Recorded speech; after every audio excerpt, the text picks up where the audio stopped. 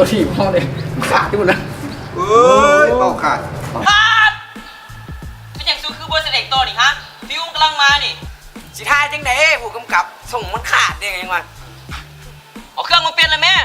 สปอนเซอร์ขอแห่งเฝ้านี่นะขอแห่งเล็งเวียกนี่บ่มีแล้วบ่ได้เขียบมาเนาะเป็นจังไดล่ะบัดนี้ มันสิบียากเนี่ยมาเวก่อน แล้วอันใดแวะก่อนอันใดแวะก่อน เอาตัวไปอยู่ใส่มานี่นะห้านแวก่อนทุกอย่าง35,000นี่นะข้าเจ้าฮู้เมิดบ้านเมิดเมือง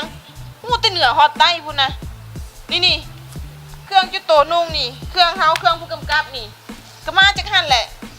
แต่ส่งหั่นเฮาเตรียมให้โตคือบ่นุ่งมามื้อนี้ อันมันตั้งอยู่ใส่หันแวะก่อนตัวหันน่ะคือพี่นึกแค่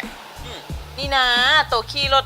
ลงไปสี่แยกตาดมีไซนะแล้วขี่รถลงไปซื้อรถห้านมันสิตั้งอยู่บ้านตาดมีไซเมืองไซธานีนครหลวงจันทร์เฮานี่แหละขี่รถลงไปซื้อรถนี่สี่แยกนี่แล้วโตสิเห็นห้านมันอยู่แคมทางดอกอย่าลืมโตเสียนป้ายใหญ่ๆเขียนว่าห้านแวกรทุกอย่าง35,000อยู่กงกันข้ามกับโรงเรียนมสตาดมีไซนี่ คันว่ามันครบอีกสักกันไปที่ซะน่ะพาไปเปลี่ยนส่งเนี่ยที่วะ นี่เด้